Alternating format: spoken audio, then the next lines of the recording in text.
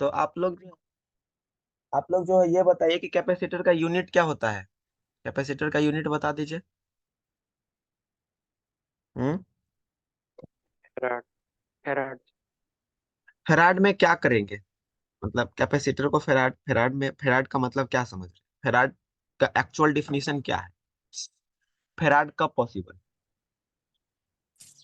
मतलब फेराड तो कह दिए, जैसे केजी कहे तो केजी मतलब क्या?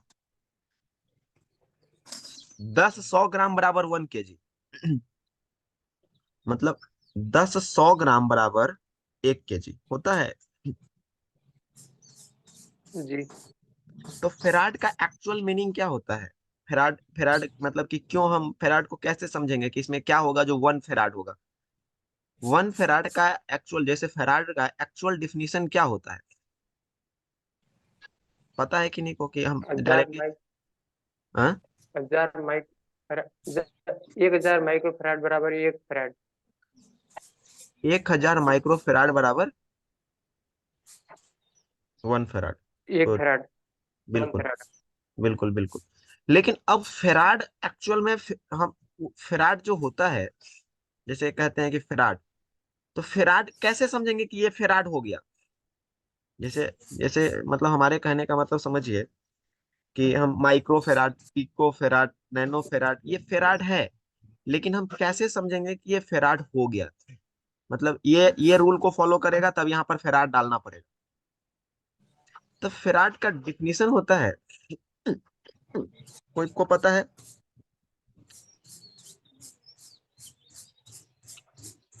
नहीं,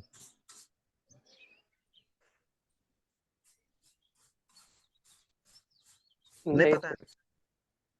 जब नहीं वन पता sir. Ampere 1 ampere current, 1 ampere per second, जो 1 एम्पेयर से मतलब अब रिलेटेड हो गया current, 1 ampere per second movement होता है तो वो फेराड हो जाता है। 1 एम्पेयर कितना सेकेंड? पर सेकेंड ऑफ करेंट। अब 1 एम्पेयर पर सेकेंड, अब जो चार्ज अवेलेबल है उस कैपेसिटर में, जब मूवमेंट ऐसा होता है 1 एम्पेयर पर सेकेंड और charge exactly available in the capacitor, that's called farad. मतलब अब चार्ज है क्या? ये चार्ज क्या होता है? मतलब जब आपका फ्लो ऑफ करंट होता है, जब फ्लो ऑफ मतलब कि जो चार्ज, व्हाट इज चार्ज? तो दो चार्ज होता है, एक कौन सा? पॉजिटिव चार्ज और एक कौन सा? Negative charge. ये चार्ज क्रिएट कैसे होता है? था मूवमेंट ऑफ इलेक्ट्रॉन। मतलब इलेक्ट्रॉन के मूवमेंट से हमारा चार्ज का क्रिएशन होता है। और चार्ज जब क्रिएट हो जाता है तो उसमें पर सेकेंड 1 एम्पेयर का मूवमेंट जब होता है तो वो फेराड को डिफाइन करता है। तो हमको तो इस लेवल पर नहीं समझना है, आप लोग को इस लेवल पर नहीं समझना है, एक्चुअल वर्क समझना है उसको। एक्चुअली में जो कैपेसिटर होता है, जब हम उसको मेजरमेंट करते हैं, जैसे मान लीजिए एक मल्टीमीटर है आपके पास में, ये व्हाइट बोर्ड में जो दिख रहा है ना, मल्टीमीटर मान लीजिए। ये इसको आप लोग अभी क्या मानिए? मल्टीमीटर। इसको, ये हमारा मल्टीमीटर है, इतना दूर जो है ये मल्टीमीटर है, इसको मल्टीमीटर मान लीजिए। यहाँ पर दो प्रोब लगा हुआ है, एक रेड प्रोब और एक ब्लैक प्रोब। एक तो ब्लैक बोल दिए और एक मान लीजिए कि यहाँ रेड कर देते हैं और वो ब्लैक। अब इस रेड प्रोब को हम यहाँ इस ग्राउंड पर रख दिए, ठीक है? और इस ब्लैक प्रोब को, जिनके जिनके इधर से साउंड आ रहा है वो साउंड बंद कर लीजिए। और इस ब्लैक प्रोब को हम कहाँ रख दिए? कैपेसिटर के कोई एक सिरा पे रख दिए, ठीक है? कोई एक सिरा पे रख। किनका साउंड आ रहा है? जब बोल रहे हैं तो आवाज वो कर लीजिए ना, म्यूट कर लीजिए। मनोज जी आपका है? मनोज जी, आप अपने साउंड को बंद कर लीजिए।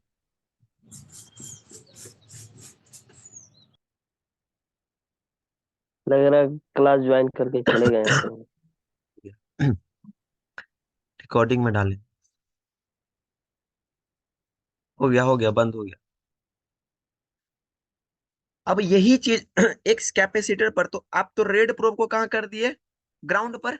ब्लैक प्रोब को कहाँ करा, कैपेसिटर का किसी एक पॉइंट पर। तो सबसे पहले रेड प्रोब को आपने जो ग्राउंड करा है, कौन सा बायस में आप चेक कर रहे हैं, रिवर्स बायस। क्योंकि रेड प्रोब क्या हो गया, माइनस के साथ मिल गया, तो आप तो सबसे पहले रिवर्स बायस में चेक कर रहे हैं। तब रिवर्स बायस में जब चेक कर रहे हैं, तो मोड क्या है अभी, अभी आपका मोड है डायोड। क्या मोड है, डायोड मोड। तो जब कभी भी डायोड मोड में आप चेक करने जाएंगे, तो आपको कैपेसिटर का एक साइड क्या मिलेगा, माइनस। कैपेसिटर का एक साइड क्या मिलेगा, माइनस, और दूसरे साइड क्या मिलेगा, जीआर। मतलब प्लस लाइन के साथ में जुड़ा हुआ, और एक साइड किस लाइन के साथ में जुड़ा हुआ है, माइनस लाइन के। मान लीजिए सपोज करिए कि ये तीनों कैपेसिटर एक साथ जुड़ा हुआ है, ये माइनस लाइन के साथ में जुड़ा हुआ, और ये तीनों एक साथ जुड़ा हुआ है, ये प्लस लाइन के साथ में जुड़ा हुआ। तो जब कभी भी रेड प्रोब को ग्राउंड रखे और इस प्रोब को, ब्लैक प्रोब को यहां पर आकर के टच करते हैं, तो ये क्या बताएगा, ग्राउंड के साथ में बीप करने लगेगा। अगर बीप कर रहा है तो बीप, डायोड मोड में अगर रखे 0.000 बताने लग जाएगा, या 0.001, मतलब 0.001। ये डिपेंड करता है कि आपका मल्टीमीटर का कैलिब्रेशन कैसा है। अब उसके दूसरे साइड वहीं पर रेड को फिक्स करे हुए, रेड को क्या करे, फिक्स, रेड फिक्स है, रेड का मूवमेंट कहीं नहीं करना, रेड को फिक्स करे। इसका दूसरे साइड आप क्या कर रहे हैं, अब प्रोब रख रहे हैं, कौन सा, ब्लैक। अब आपको वैल्यू दिया 250। ये एक्चुअल में जो वैल्यू दिया, ये वैल्यू किसी आईसी के किसी पॉइंट से जुड़ा हुआ है, जो आपको वो उसका रेजिस्टेंस वैल्यू दे रहा है, जिसको हम जीआर कहते हैं। तो जीआर मतलब क्या, एक तरफ तो जी का मतलब ग्राउंड, और आर का मतलब रेजिस्टेंस। तो ग्राउंड के साथ में जो रेजिस्टेंस वैल्यू है वो जीआर हमारा हो गया। लेकिन यहां पर अब अगर इस बोर्ड में ऐसे चेक करने जाएंगे, फिर से ये मल्टीमीटर है हमारा, फिर से हमारा दो प्रोब, एक प्रोब ब्लैक और दूसरा प्रोब हमारा रेड। रेड वाले को फिर से हम क्या कर दिए, अब इस बार जो रेड वाले को है हम यहां पर रख दिए, और इस ब्लैक वाले को हम कैपेसिटर के किस साइड, दूसरे साइड रख दिए। इस कैपेसिटर के क्या, दूसरे साइड यहां पर। अब अभी तुरंत पर है, अब आप लोग ये बताइए कि ये कैपेसिटर मोड है डायोड, क्या बताएगा, मोड है डायोड, अब ये क्या बताएगा,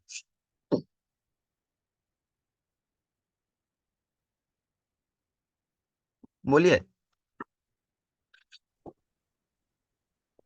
बोलिए। तो भले हाँ, क्या होगा,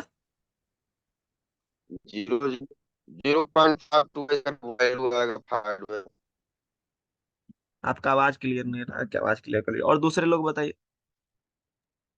जीआर ही बताएगा सर। हाँ, क्या बताएगा यहाँ, जीआर। क्यों, क्योंकि आप डायोड मोड पर थे, जस्ट यही चीज होता है नॉलेज। आप किस मोड पर हैं, डायोड मोड पर। ये यहां पर भी अभी क्या बताएगा, जीआर।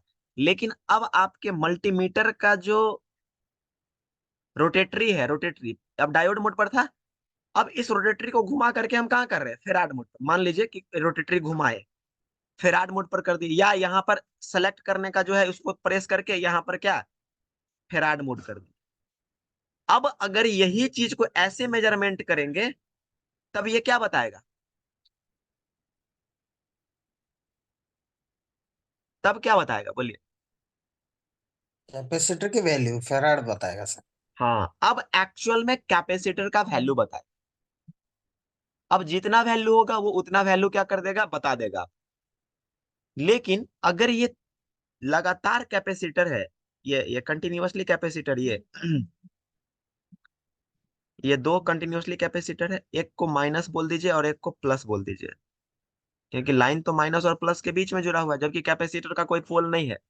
ये एसएमडी कैपेसिटर है, इसका कोई पोल अपना नहीं है, इसमें कोई पोलरिटीज नहीं है। जैसे नहीं है इसके पास में पॉजिटिव पोल है, ना ही इसके पास में निगेटिव पोल है। इसको कैसे भी लगा दीजिए, कोई इशू नहीं है। बोर्ड में पोल है, मतलब आपका प्लस लाइन है और माइनस लाइन है, उसके कारण ये मतलब प्लस और माइनस को फॉलो करने लग जाता है। अब देखिए यहाँ पर क्या होगा, कि ये कैपेसिटर खराब है, आपको पता है कि ये कैपेसिटर क्या है, खराब है। अब इस कैपेसिटर को और इस कैपेसिटर को आप फेराड मोड में चेक करिएगा। किस मोड में? फेराड मोड में। तो इसका भी वैल्यू अब फिक्स नहीं होगा। मतलब जब कैपेसिटर ओके कंडीशन में होता है तो फेराड मोड में चेक करने पर कैपेसिटर एक्चुअल में वैल्यू उसका क्या हो जाता है, फिक्स्ड हो जाता है। कोई ना कोई फिक्स्ड वैल्यू 10 माइक्रोफेराड, नैनोफेराड, पिकोफेराड, ये एक्चुअल वैल्यू उसका शो करने लग जाएगा। लेकिन जब कैपेसिटर खराब हो तो फेराड मोड में एक्चुअल वैल्यू कभी भी फिक्स नहीं होगा, वो अप एंड डाउन होते रहेगा ऑलवेज। जितना बार चेक करिएगा उतना बार वैल्यू क्या होगा, अप एंड डाउन। तो आपको पता ही नहीं लगेगा कितना वैल्यू का। अब यही कैपेसिटर जब खराब होगा तो क्या करने लगेगा, डायोड मोड पर ये क्या वैल्यू देने लगेगा, डायोड मोड पर क्या देने लग जाएगा, वैल्यू। कब? Outside of board. मतलब जब बोर्ड के बाहर इसको हम चेक करते हैं तो ये क्या देने लग जाएगा, वैल्यू। जब वैल्यू देने लग जाए तो कैपेसिटर क्या हो गया, खराब। जब कैपेसिटर बीप देने लग जाए, जब कैपेसिटर क्या देने लग जाए, बीप। मान लीजिए कोई कैपेसिटर है, ये एक कैपेसिटर है, बाहर निकाल रहे हैं बोर्ड का, तो ये क्या कर रहा है, बीप कर रहा है। दो कंडीशन में कैपेसिटर खराब है। जब हम बोर्ड के बाहर निकाल रहे हैं और वैल्यू दे रहा है तो भी कैपेसिटर खराब है। जब हम बोर्ड से बाहर निकाल रहे हैं और बीप कर रहा है तो भी कैपेसिटर खराब है। अब यहां पर एक लॉजिक समझना होगा आपको कि कैपेसिटर वैल्यू देने लग गया, मतलब कैपेसिटर कहां टेंड्स कर रहा था, उसका रेजिस्टेंस वैल्यू कहां टेंड्स था, इनफाइनाइट। कैपेसिटर का रेजिस्टेंस वैल्यू क्या है? अगर हम आपसे पूछे एक इतना दिन पढ़ने के बाद कि कैपेसिटर का रेजिस्टेंस वैल्यू क्या है, कैपेसिटर का रेजिस्टेंस वैल्यू वैल्यू क्या है, एक ओके कंडीशन में अगर कैपेसिटर है तो उसका रेजिस्टेंस वैल्यू क्या है, तो आपका डिफिनीशन आना चाहिए इनफाइनाइट। आपका आपका जो आंसर होना चाहिए इनफाइनाइट। क्यों? क्योंकि कैपेसिटर जब सही होता है तो वो ओपन होता है। कैपेसिटर जब सही होता है तो उसका कोई भी वैल्यू, अपना वैल्यू नहीं हो रहा है। मतलब डायोड मोड में उसका कोई भी वैल्यू नहीं है। बात समझ रहे हैं कि डायोड मोड में जब कैपेसिटर सही है तो उसका कोई भी वैल्यू नहीं है, वो इनफाइनाइट के तरफ मूव करता है। मतलब उसका जो रेजिस्टेंस वैल्यू होता है उसका कहाँ मूव कर रहा है, इनफाइनाइट के तरफ। लेकिन वही कैपेसिटर जब खराब होता है तो रेजिस्टेंस वैल्यू कहाँ टेंड्स कर रहा है, जीरो। मतलब कि जीरो के तरफ रेजिस्टेंस वैल्यू कहाँ मूव कर रहा है, जीरो के तरफ। तो जब जीरो के तरफ रेजिस्टेंस वैल्यू मूव करता है तो कैपेसिटर क्या हो जाता है, शॉर्ट। और जब ग्रेटर देन जीरो हो, मतलब एक रेजिस्टेंस वैल्यू जीरो से बड़ा हो, जीरो से बड़ा समथिंग कुछ के बीच में रख दीजिए, जब जीरो से बड़ा हो लेकिन रेजिस्टेंस वैल्यू दे रहा है तो वो कैपेसिटर लीकेज हो जाएगा। क्या हो जाएगा, लीक। क्या हो जाएगा, लीक। यही चीज को समझना है कि कैपेसिटर शॉर्ट कब है, लीक कब है, और खराब कब होगा। तो शॉर्टिंग में कभी कभी ऐसा भी होगा, कैपेसिटर खराब है तो वहां बीप नहीं कर रहा है, रेजिस्टेंस वैल्यू उसका आ गया है। तो रेजिस्टेंस वैल्यू इनफाइनाइट से कम होना मतलब कैपेसिटर खराब हो जाना। क्योंकि कैपेसिटर ऑलवेज क्या होता है, ओपन। कैपेसिटर को जब कभी भी चेक करिएगा तो वो क्या होगा, ओपन। मतलब कैपेसिटर पर कोई जीआर नहीं आना चाहिए आउटसाइड ऑफ बोर्ड, मतलब बोर्ड के बाहर। कैपेसिटर को बोर्ड के बाहर और बोर्ड के अंदर में चेक करना। बोर्ड के बाहर तो आसानी से आप चेक कर रहे हैं, लेकिन एक कैपेसिटर को बोर्ड के अंदर में कैसे चेक किया जाए, इस चीज को समझना बहुत ही यूनिक चीज है। कि इस चीज को अगर हम समझ जाते हैं तो हम कैसा भी कैपेसिटर को बोर्ड के अंदर में हम चेक कर लें। इसका सीधा सा मतलब हुआ कि अगर इतना कैपेसिटर है और सारा का सारा कैपेसिटर एक एक लाइन का बीप कर रहा है। मान लीजिए कि बहुत बड़ा लाइन अगर होता है तो 1.8 का लाइन होता है, और बहुत बड़ा लाइन होता है तो VPH का लाइन होता है। ये दो लाइन पूरे बोर्ड में आपका बहुत बड़ा बड़ा लाइन है, और जितना भी होता है सब इससे छोटा है। जितना भी है इससे क्या है, सब छोटा है। लेकिन एक VPH और एक 1.8 का लाइन, ये पूरे बोर्ड में हर जगह मूव होता है। अगर VPH का एक लाइन शॉर्ट होता है, मान लीजिए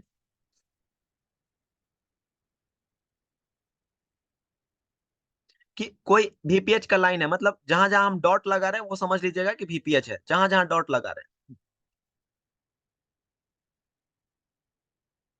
सपोज कर लीजिएगा सिर्फ अभी, ऐसा नहीं, ये मतलब ऐसा नहीं कि ये फिक्स हम बता रहे हैं, हम सिर्फ आपको समझाने के लिए बता रहे हैं कि ये वीपीएच है।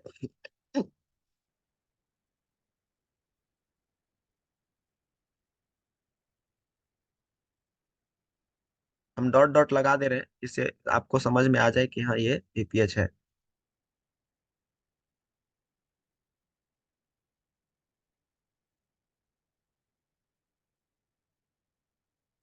चलिए, ये डॉट डॉट दिख रहा है सभी लोगों को ना, जो डॉट, हाँ सर दिख रहा है। मान लीजिए कि इतना जगह आपका वीपीएच जा रहा है, जितना जगह डॉट है हर पॉइंट पर वीपीएच जा रहा है, एक कैपेसिटर शॉर्ट है। क्या है?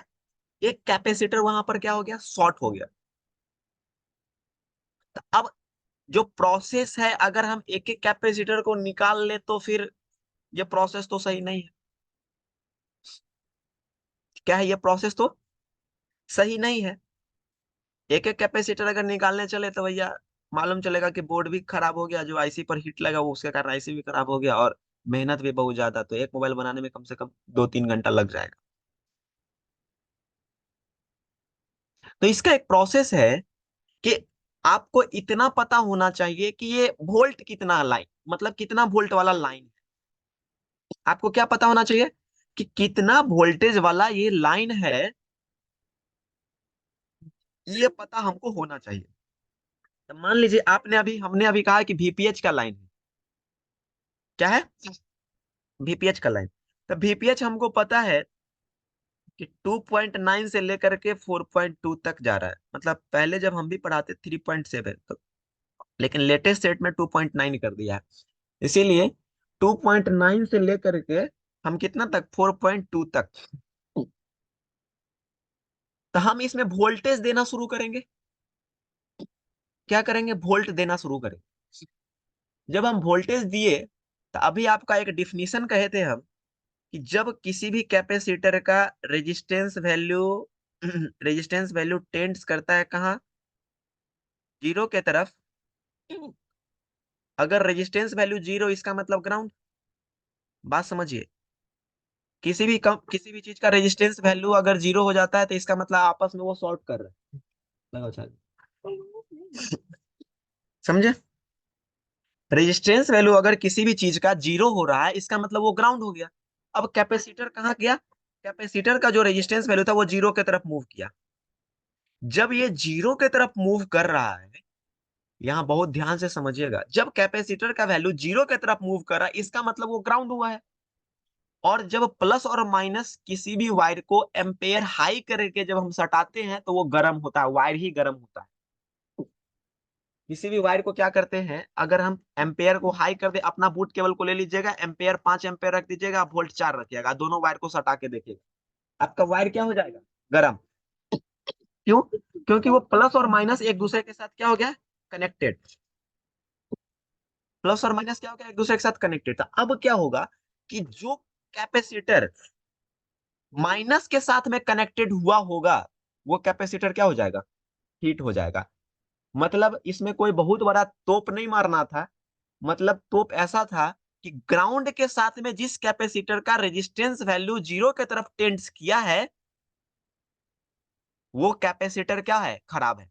लेकिन जो कैपेसिटर इनफाइनाइट की तरफ टेंड्स कर रहा है, वो कैपेसिटर में कोई इंपैक्ट पड़ने वाला नहीं है, क्योंकि कैपेसिटर जब हम वोल्टेज देते हैं तो लाइन कटा हुआ है, मतलब इनफाइनाइट। देखिए एक चीज, कैपेसिटर का वैल्यू, कैपेसिटर का रेजिस्टेंस वैल्यू इनफाइनाइट की तरफ अगर है, इनफाइनाइट की तरफ इसका मतलब ओपन, इनफाइनाइट के रेजिस्टेंस वैल्यू इनफाइनाइट, इसका मतलब ओपन।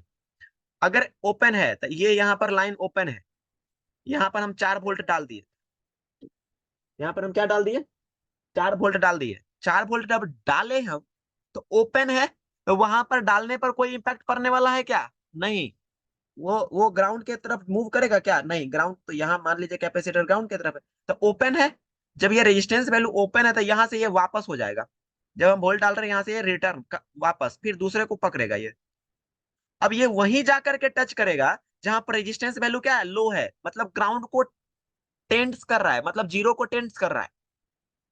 अब वहां पे गया, वो क्या कर दिया, उस कंपोनेंट को हीट किया। अब बात समझ में आया कि हीट क्यों होता था, कंपोनेंट जब आप वोल्टेज डालते थे तो हीट हो जाता था।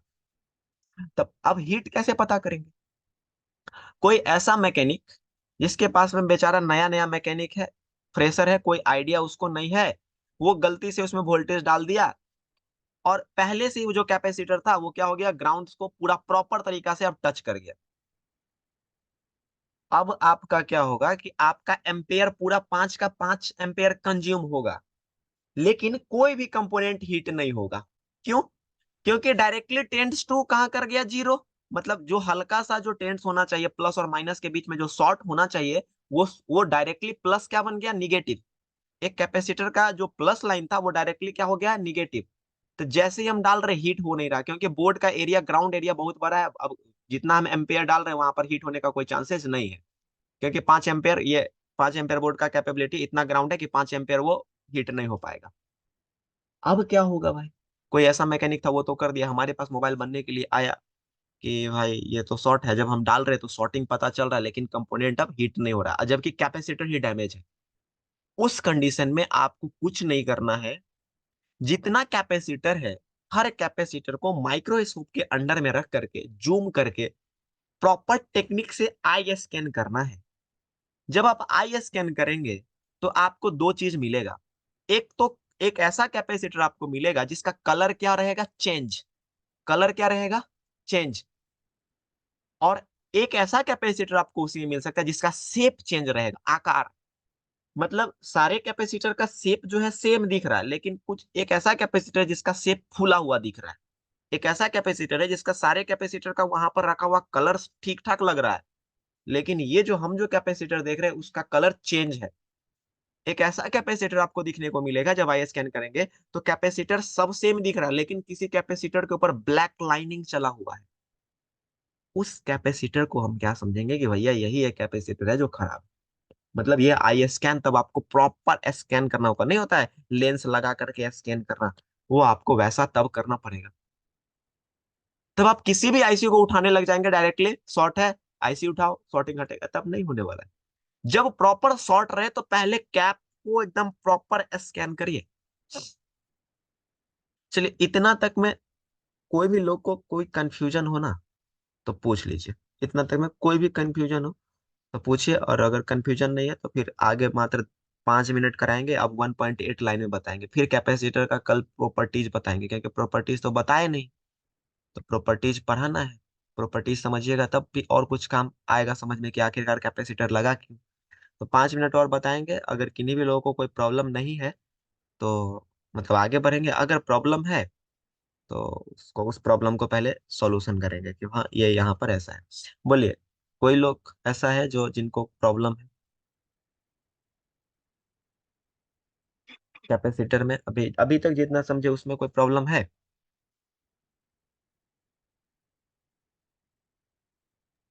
नहीं सर, अभी तो कोई प्रॉब्लम नहीं है। सारे लोग, किन्हीं को कोई प्रॉब्लम नहीं है ना?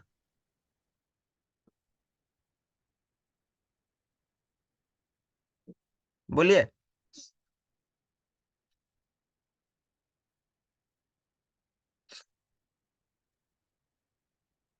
मतलब हम समझ लेना कि नहीं कोई है, कोई नहीं है, प्रॉब्लम। नहीं है। चलिए, नहीं है सर। ठीक है।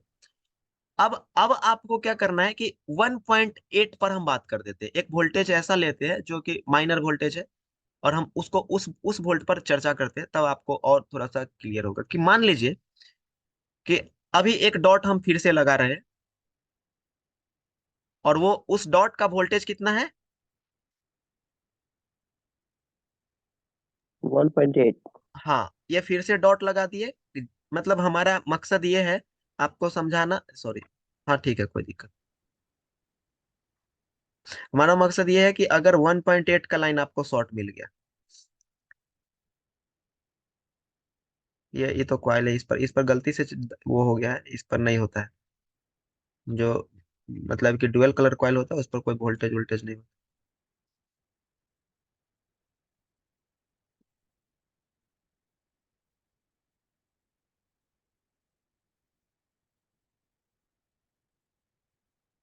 वो डिस्प्ले पर भी 1.8 कहीं कहीं रहता है।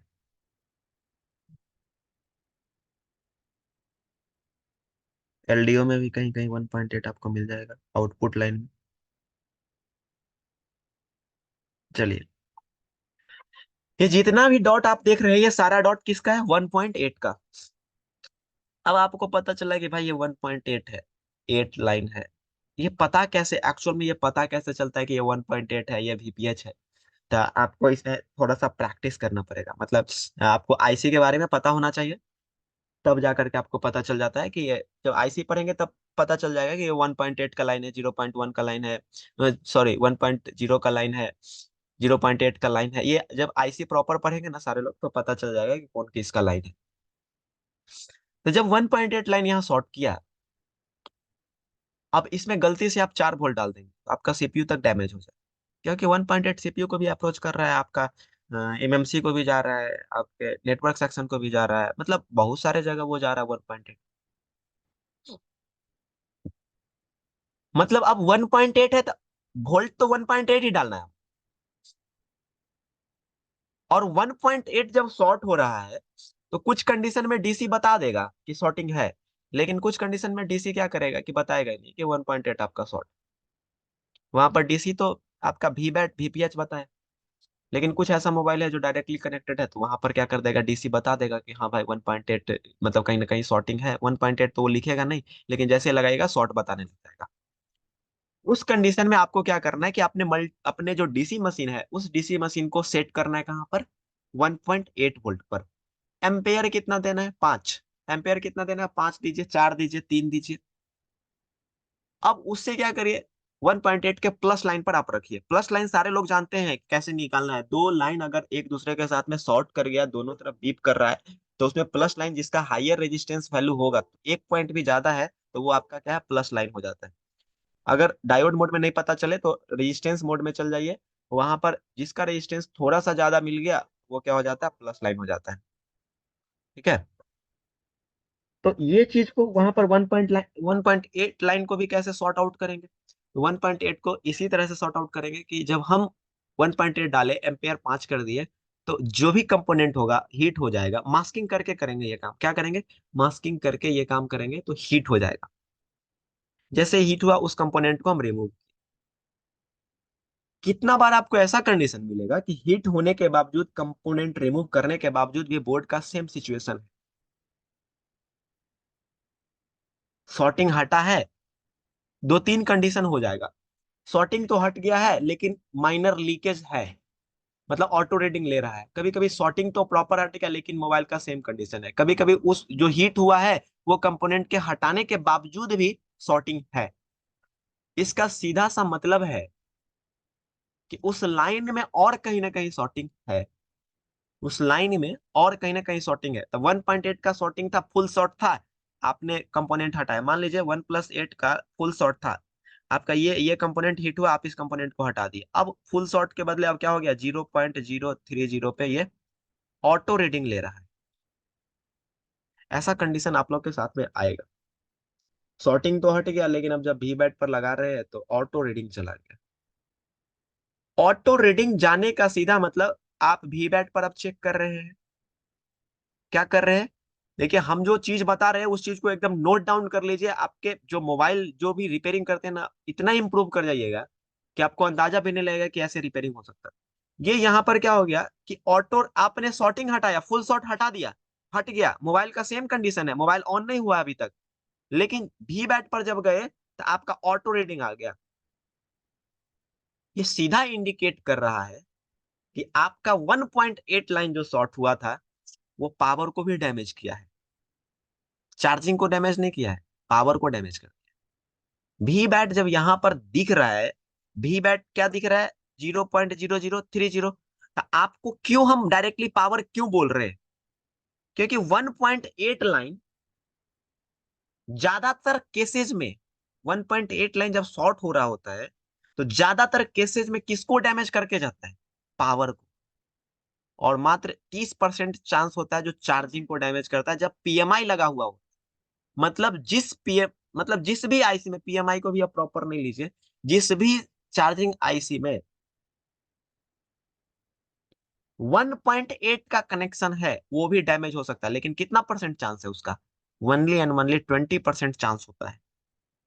ये चीज को थोड़ा नोट डाउन कर लीजिएगा। तो अब ऑटो रीडिंग दो कारण से हो सकता है, या तो हमारा चार्जिंग से या तो हमारा पावर से। यही वजह से हमारा ऑटो रीडिंग होता है। नहीं तो रेयरली चांस होता है जो 1.8 नेटवर्क वाला जो होता है वो शॉर्ट होता है, रेयरली, मतलब ना के बराबर शॉर्ट होता है। तो ये दो चीज यहाँ पर नोट डाउन कर लीजिएगा। अब जो भी क्लास होगा वो कब होगा? कल होगा।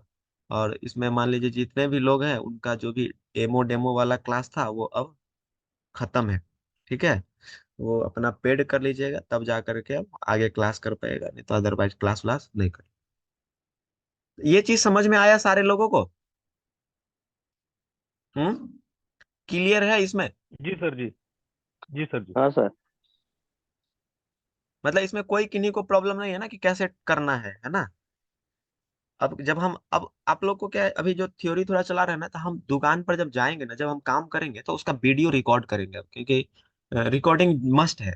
जो भी काम जब जो थोड़ा सा प्रॉपर लगेगा कि नहीं इस वीडियो को डालना चाहिए, उसका रिकॉर्ड हम जरूर करेंगे और यूट्यूब पर जरूर डालेंगे रिकॉर्ड करके कि कैसे करना चाहिए। और जब लास्ट में फाइनली इसका हम ट्रेसिंग बता देंगे तो पूरे बोर्ड में 1 1.5 घंटा 2 घंटा का हम वीडियो बनाएंगे कि ट्रेसिंग कैसे करना चाहिए। जब सारा लाइन आप लोग जान जाइएगा, उसमें ट्रेस करने का जो चीज होता है कि कैसे ट्रेस करना चाहिए, मल्टीमीटर कैसे चलाना चाहिए, इसका वीडियो बना करके हम यूट्यूब पर क्या करेंगे, डाल देंगे, देख लीजिएगा। ये सारा वीडियो जो होता है जो आप लोग को पढ़ाते हैं यूट्यूब पर अभी डालते रहे, कुछ दिन डालेंगे फिर उसके बाद वो बंद हो जाएगा। जैसे कुछ ऐसा नॉलेज होगा उसके बाद से वो क्या हो जाएगा, बंद हो जाएगा, नहीं डालेंगे, जो काट काट करके डालेंगे। तो ठीक है ना? मतलब सारे लोग को समझ में आया तो कोई दिक्कत नहीं है। अब जिनको दिक्कत है वो बोल दीजिएगा। अगर किन्हीं के पास में इस चीज में जो पढ़े हैं आज उसमें डिस्कशन करना है तो 10 मिनट और टाइम देंगे, क्योंकि लेट थोड़ा सा स्टार्ट हुआ था। तो 10 मिनट और टाइम देंगे, अगर है डिस्कशन तो कर लीजिए डिस्कशन। सर, थोड़ा दो प्रॉब्लम था, मतलब हम्म, इसमें टॉपिक वाले में नहीं है। हाँ बोलिए तो। जैसे एक पोको M3 है, हम्म, वो सेकेंड लोगों को जाके ऑफ हो जा रहा है। पोको का, हाँ ठीक है। 9 पावर वाला बोर्ड है। हाँ हाँ, सेकंड लोगों पर जा करके ऑफ हो जा रहा है। फ्लैश किए थे। नहीं, फ्लैश नहीं किए हैं अभी। सबसे पहले फ्लैश करिए, ठीक है और सर। एक अगर और ना, फोन है वो चाइना। जी। अगर ना हो तो फिर हमको व्हाट्सएप पर मैसेज कर लीजिएगा। हाँ, और एक और क्या है? एक और है, वो चाइनीज का फोन है, चाइनीज फोन है। तो हम्म, उसमें समस्या ये आ रहा है कि जब चार्जिंग पे लगा रहे हैं तो 0 0 एम्पियर ले रहा है। हम्म, और उसमें जब वोल्टेज नाप रहे हैं बैटरी कनेक्टर पे, तो कभी 2.1, कभी 3.4, कभी 3.8, कभी 4.2, ऐसे करके वोल्टेज फ्लक्चुएट कर रहा है। ठीक है। वोल्टेज जब फ्लक्चुएशन करता है तो वो भी बैट पर वोल्टेज आता है बैटरी लगने के बाद, मतलब वोल्टेज बैटरी कनेक्टर पर फ्लक्चुएट करना मतलब बैटरी को सर्च करना।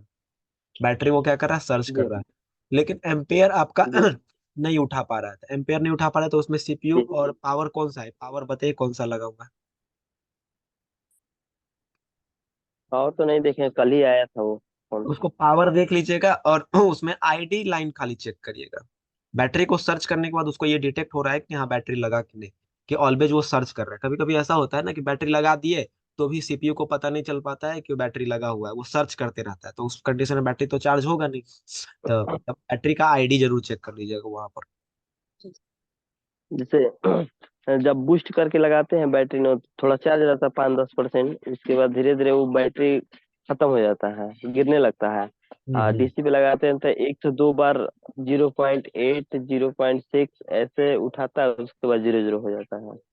हाँ तो आप आईडी को चेक कर लीजिए एक बार क्योंकि आईडी सर्च कर रहा है। आईडी का लाइन में अगर रजिस्टर होगा या फिर फोटो आपको भेजिएगा, देख लेंगे। अगर आईडी के लाइन में रजिस्टर होगा तो उसका वैल्यू लो आने के कारण भी ऐसा कंडीशन आता है, बैटरी सर्च नहीं कर पाता है वो, और वोल्टेज ऑलवेज फ्लक्चुएट करता था। बैटरी लगने के बाद इसका एक तरीका है। बैटरी लगाने के बाद जाकर के देखिएगा तो कि वोल्टेज अगर स्टेबल हो जाता है, बैटरी के वोल्टेज के बराबर स्टेबल हुआ, और कुछ देर जी। रखिएगा 1 2 मिनट, और उसमें लास्ट जी। डिजिट में कुछ चेंजेस आ रहा है मल्टीमीटर का वोल्टेज मोड में, मतलब बढ़ रहा है, तब जी। समझिए कि आईडी में एरर नहीं है। तब फिर दूसरा जगह से कहीं प्रॉब्लम है। आप इतना नहीं काम कर। बढ़ नहीं रहा सर, जितना जितना रह रहा है ना, जैसे मान लीजिए 3.7 है, हम्म बैटरी लगाए हैं तो हम्म उससे ना ज्यादा हो रहा है ना कम हो रहा है, 2 मिनट 3 मिनट ऐसे चेक किए हैं। बैटरी के टीपी पर आपको, जैसे बैटरी लगने के बाद जो वी बैट का लाइन होता है उसका हाँ टीपी पर हाँ, आप, हाँ, वैसा चेक किए हैं। उसी हाँ उसी पे चेक किया हाँ, है सर। तब फिर आपका जो प्रॉब्लम है अगर नहीं बढ़ रहा है तो एक बार आईडी लाइन को चेक कर लीजिए। आईडी का जीआर चेक करिएगा, ठीक आईडी का वोल्टेज चेक करिएगा, और अगर नहीं होगा हमको व्हाट्सएप में ग्रुप में मैसेज डाल दीजिए। ठीक है सर। चलिए, और किन्हीं के पास में कोई प्रॉब्लम? Hello sir. हाँ। अरे रियलमी 3 है, उसमें ऑन होने के बाद 2 सेकंड 3 सेकंड सेट चलता है, फिर बंद हो जा रहा है। तो मैं फॉर्मेट कर दिया। रियलमी पर लोगो पर ही बंद होता है।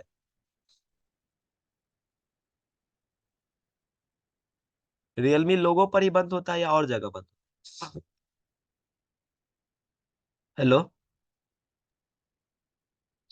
हेलो। हाँ बोलिए। बोले रियलमी 3 आई जो सेट है ना, तो हाँ ऑन होने 5 सेकंड 10 सेकंड चलता है, फिर बंद बंद होकर रीस्टार्ट हो जाता है। तो मैं अनलॉक टूल से फॉर्मेट किया, तो फिर ऑटो रीस्टार्ट होने लगा। तो उसमें सॉफ्टवेयर है या हार्डवेयर है? सॉफ्टवेयर से। तो पहले एक आदमी सॉफ्टवेयर से बोला कि एमएमसी से प्रॉब्लम होगा, उसको रिबोलिंग करना पड़ेगा नहीं, इमएमसी कि से सॉफ्टवेयर। प्रॉब्लम, इमएमसी से प्रॉब्लम होता है रिवॉल्व करके तो सेम सिचुएशन रहेगा। आप उसमें एक बार फ्लैश करके देखिए, फाइल से फ्लैश करके देखिए, नहीं तो हेल्थ इशू हो सकता है, इसके कारण भी ऐसा हो सकता है। तो ये चेक करना पड़ेगा। सर हेल्थ एक इश्यू तो और अनलॉक। एक बार आप क्या करिए ना, पहले फुल फ्लैश करिए और कुछ नहीं करिए। ठीक है, ओके सर। और किन्हीं के पास में कोई प्रॉब्लम? सर, जी एक सर, कीपैड मेरे पास फोन एक है। 9 पावर है। हम्म तो उसमें 50% बैटरी बताता था। तो किसी दुकानदार के पास ले गए थे, तो उसका हम्म पावर आईसी बदल दिए थे। हम्म लेकिन फिर भी वही प्रॉब्लम है, वो हाफ स्टार्टिंग बताता है। अगर उसको बैटरी बूस्ट करके लगाओगे तो हम्म 50% बताएगा। उसके बाद वो जब स्विच ऑफ हो जाएगा, बैटरी लो बताएगा। हम्म। स्विच ऑफ होने के बाद वो ऑन नहीं होगा। उसको बैटरी बूस्ट ही करनी पड़ेगी। चलिए, एक एक सीधा सिंपल सा, उसमें उसमें तीन तीन चार स्टेप हम लिखा रहे हैं, चारों स्टेप में चेक कर लीजिएगा। सबसे पहला चेक कर लीजिएगा, जी डीएमडीपी को चेक कर लीजिएगा, लिख लीजिए कॉपी पर क्या क्या चेक करना है। डीएमडीपी को चेक कर लीजिएगा। दूसरा स्टेप में बूट कैप को चेक कर लीजिएगा, दोनों साइड का वोल्टेज। तीसरा जी स्टेप में वीपीएच कॉइल को चेक कर लीजिएगा प्रॉपर। और चौथा स्टेप डायरेक्टली चार्जिंग आईसी को चेंज कर दीजिएगा। ठीक है। जी इतना तक में यह प्रॉब्लम क्या जी हो जाना चाहिए, सॉल्व होना चाहिए। अगर सॉल्व इसके बावजूद भी जी नहीं हुआ तो सीधा सीपीयू को रिवॉल्व करिएगा, आपका प्रॉब्लम 100% सॉल्व हो जी ठीक। सर एक नोकिया कीपैड फोन है 105, जाएगा। वो नोकिया लिख के बंद हो जाता है। मतलब नोकिया लिख करके सीधा बंद होता है? जी तब उसका नोकिया का ना, ज्यादातर ऐसा जब होता था तो उस टाइम जो फ्लैश करता था ना, उससे फ्लैश करवा देते थे, और नहीं तो उसका जो सीपीयू होता है, मतलब जो सारा वो पावर ओवर सीपीयू की सब एक ही में रहता है उसका, निकाल करके जी रिवॉल्व कर दिए, बस हो जाता था। जी। हाँ हाँ, सर, हमने भी किया हुआ है, इससे हो जाना चाहिए। हाँ, ये बस यही नहीं है होता है खाली। तो। ठीक है सर, आज हाँ देखा। सुमन सर, एक और थोड़ा सा मेरा क्वेश्चन था। 1.8 का जो लाइन रहता है पीएस होल्ड वाला, तो हम्म वहाँ पे हम 1.8 बक इंस्टेबल के लिए फैक्चुलेशन पर अगर रहता है तो बक इंस्टेबल के लिए उसमें एम्पियर क्या देंगे? एम्पेयर 2 एम्पेयर दे दीजिए, 3 एम्पेयर दे दीजिए, कोई एम्पेयर में दिक्कत नहीं है। 4 एम्पेयर भी दे सकते हैं। ठीक। ठीक और है। हमने वो कल बोलिए बोलिए। कल हमने वो बक वाला जो फैक्चुलेशन में नहीं है सर, हमने सीपीयू निकाल दिया तो कभी बन रहा है कभी नहीं बन रहा बक फैक्चुलेशन। बग फ्लक्चुएशन हो रहा है समझ ना? में नहीं आ रहा, कभी हो रहा है कभी नहीं हो रहा है। नहीं तो इसका मतलब है कि आप सीधा एक उसके पैड